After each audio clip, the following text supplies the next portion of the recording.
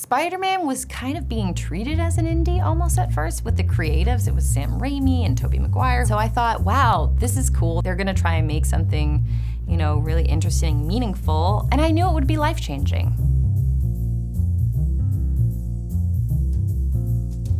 Hi, I'm Kirsten Dunst, and this is a timeline of my career. Don't make me do this, I cannot! Yet you could do it to me. Snatching me from my mother's hands like two monsters in a fairy tale. And now you weep. You haven't tears enough for what you've done to me. You give her to me, Louie! I was 3 years old in the grocery store, and like people would come up to my mom and be like, your kid's cute, you should put her in like child acting or modeling, and we were in New Jersey, and so I signed with the Ford modeling agency as a little girl. I went out for a Kick cereal commercial and I booked it, and then Interview with the Vampire came around, and that's, you know, was my big break. Which one of you did it? One of you did it! Which one of you made me the way I am? I guess I must have had something, a quality that probably caught up to itself eventually, but you know, as a young girl, I probably maybe had a look in my eyes that, you know, a more old soul quality than most young girls, maybe. You see the old woman? That will never happen to you. I had to kind of give a look of like longing. You will never grow old, and you will never die. I remember working with my acting coach a lot. He kind of would make things more relatable for me. He was like, you know when you steal your brother's toy and you know where it is and he's asking for it, he's like, that's the look, you know, like for this. The only time I remember complaining to Neil Jordan was I had to bite this woman's neck and she was sweating, like sweating. And I was like, oh, I was like, Neil. So that was, you know, the worst thing I did. And also having, obviously, to kiss Brad Pitt at that point. I was a little girl and he was like a brother to me, and it was very weird. Even though it was a peck, I just was very not into it. Other than that, I was treated like a total princess on that set, so. And it means something else too, doesn't it? I shall never ever grow up. Limes? Are limes the fashion now? Of course they are. It's nothing but limes now. Everyone keeps them in their desks and trades them for beads and things. And all the girls treat each other at recess. If you don't bring limes to school, you're nothing. You might as well be dead. I had just come from Interview with the Vampire, which was a very male set. And then to go from that to Little Women was such a fun difference for me. I was with all these older actresses that were so cool. And like I looked up to Claire Danes and Winona Ryder, and Gillian Armstrong was directing. So it couldn't be more polar opposite to the Interview with the Vampire. It was great for a young girl. Like I just had the best time working with all of those women. Now I want you to do all the pages that I've marked. I won't have a sister who's a lazy ignoramus. And don't sulk, you look like a pigeon. I also remembered auditioning for Gillian Armstrong for Little Women, and I think I had to audition for Beth and Amy. I think I still had like a little Interview with the Vampire Claudia in me, because she was like, her read was like a little, like maybe like dark or something. I probably still had Interview with the Vampire mojo on me. You'll be sorry for this, Joe March.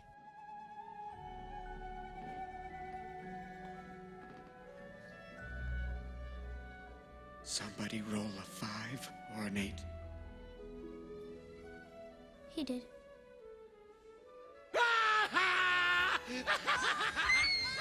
Being on the set of Jumanji, watching Robin Williams was so exciting for me. You know, when you're a kid, you don't appreciate things as much as when you look back as an adult. It was really special to be on that set with him.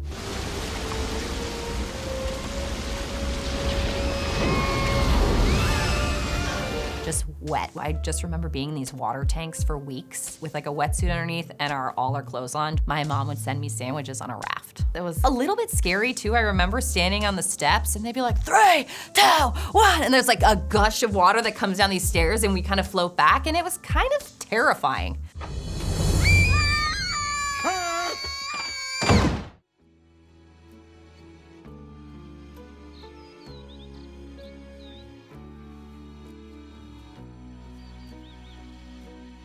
I was 16. It was the first time I was kind of seeing in a more womanly light, working with Sophia. She always made me feel very beautiful for exactly all of my quirks and exactly who I was. Just being 16, it's just a hard time, and to have a woman who I thought was so cool to look up to think that I'm pretty, like kind of set me up for the rest of, you know, dealing with Hollywood and dealing with like producers, directors, or critiques of myself. I was like, well, Sophia thinks I'm pretty, so I'm good. You know what I mean? Like I kind of had that like, whatever. Like I never felt like I had to look too sexy or do anything other than what was authentic to me. This was around the time we began to see Lux making love on the roof with random boys and men. What else? Will you stop? Wait your turn. What are they doing? Changing all this, They're rolling around up there. It was written in a script that I like have to make out with a bunch of different boys on the roof. It freaked me out. I was a very innocent 16-year-old, and finally was like, I'm kind of nervous, so she was like, you don't need to kiss any of them. Just like bury your head in their neck and like we'll put, you know, a jacket, or just like he'll put his arm around you here and stuff. So she always made it, you know, comfortable for me. In the atmosphere she created on set, it always felt very authentic. Which helped lend itself to the realness of the way we were all feeling during the actual scenes.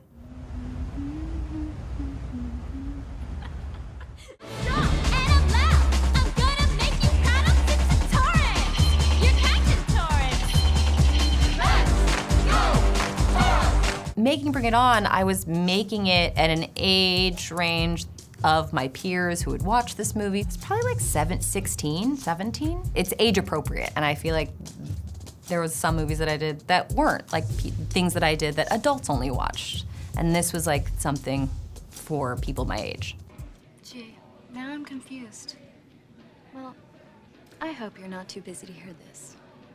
Kiss my ass, Aaron. It's over. What convinced me to do Bring It On was talking to Peyton Reed, the director. He's so smart. He had done a bunch of Mr. shows, and I just knew that he was gonna take this script and like elevate it in a really fun way. And to be honest, like none of us knew that this was gonna be a huge hit. We were like having a fun summer in San Diego. That way, when we beat you, we'll know it's because we're better. I'll bring it. Don't worry.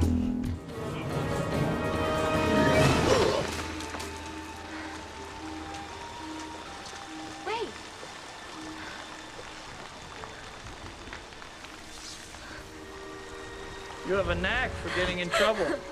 You have a knack for saving my life. Honestly, I never think about it while I'm making it, but I just knew that, I just felt like it was special. The cast that was coming together, always, it was like Willem Dafoe and Alfred Molina, and like we always had amazing actors. You are amazing.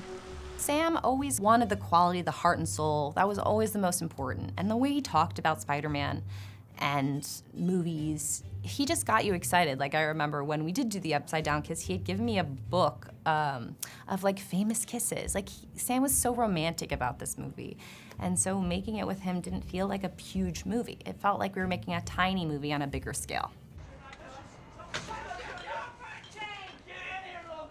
Mary Jane, you kind of know what she is when she runs out of her house, like a fight going on in her house, and she sees Peter there, and you're like, oh, Mary Jane has this whole really hard childhood that like you just got a glimpse of. She kind of represents every girl next door, kind of, everyone has problems. She represents first love.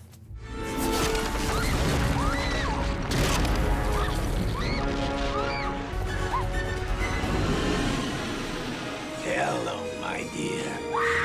Sam Raimi wanted me to like try out a stunt. So he took me to the top of a Sony studio, which is very, very, very high. And they just free fell, like I bungee jumped basically. I was like, you should have shot that because I'm never doing that again. I was like, that's never happening. I was terrified. We are who we choose to be. Now choose!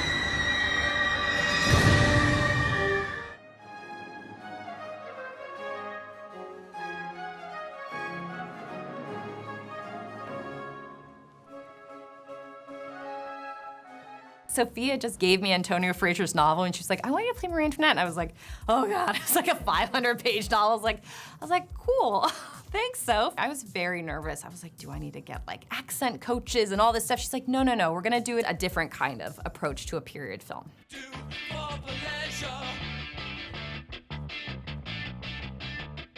We shot at Versailles every Monday, which was pretty unreal. I got to see her like private bathroom. I think just crazy you know, to dance with Jason Schwartzman in the Hall of Mirrors. We had a really good time, but I definitely always felt like overwhelmed because it's an intimidating person to play. Even though I feel like at the end of the day, I almost played like an essence of her into Sophia's interpretation. It almost felt like, yeah, I was playing like her perfume, not necessarily her. It was Sophia's version, which I think is so cool and people really appreciate now. And it's nice to see her influences now being made into other movies and shows and things like that.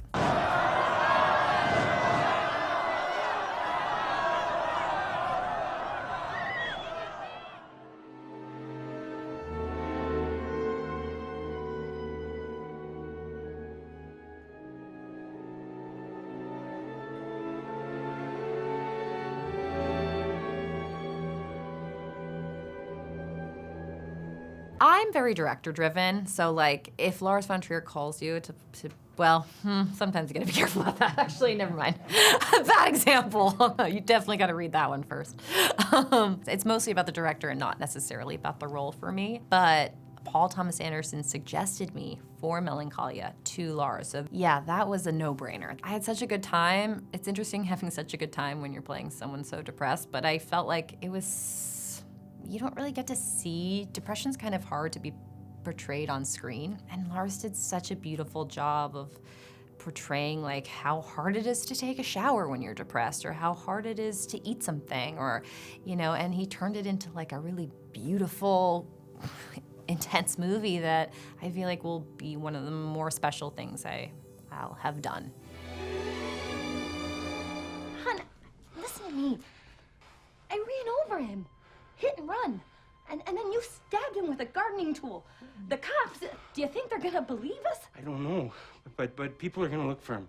But look, I was careful. I drove the back way all the way home.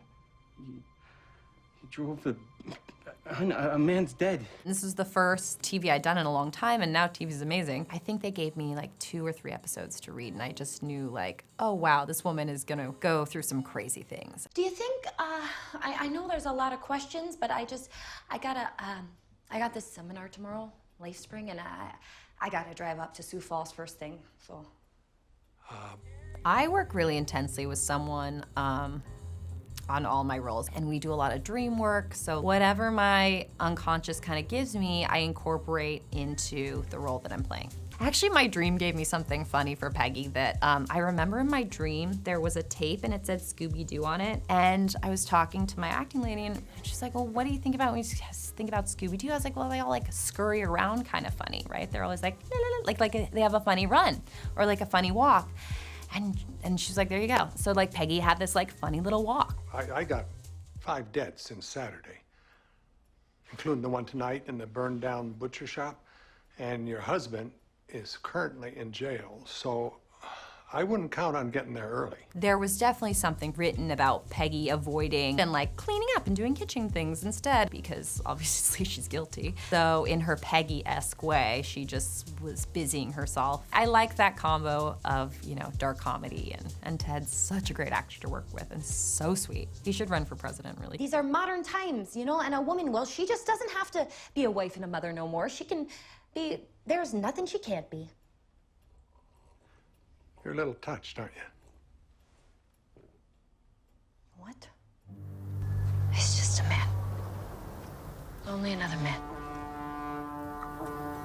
Jane Campion's always been one of my favorite directors. I would play any role for her. Her female leads and their performances have always inspired me as an actress. I just like take her in sometimes because I'm getting to, you know, have this experience with a legend. There's something in acting you always chase, a feeling of like that you're like flying in a scene. There's no cameras and it feels so free.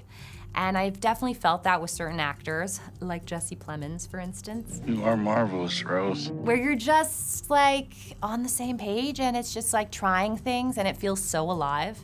And I think that's what we all kind of aspire to feel in scenes that you don't always get it. Peter! Rose is really not a fun person to play. She is just, you just have to like go to like all the old pain of like feeling insecure, feeling bad about yourself, and just like let it etch away at your brain. And allowing that to happen to yourself is just a very painful place to work in. And yeah, I just had to like dig up some old things and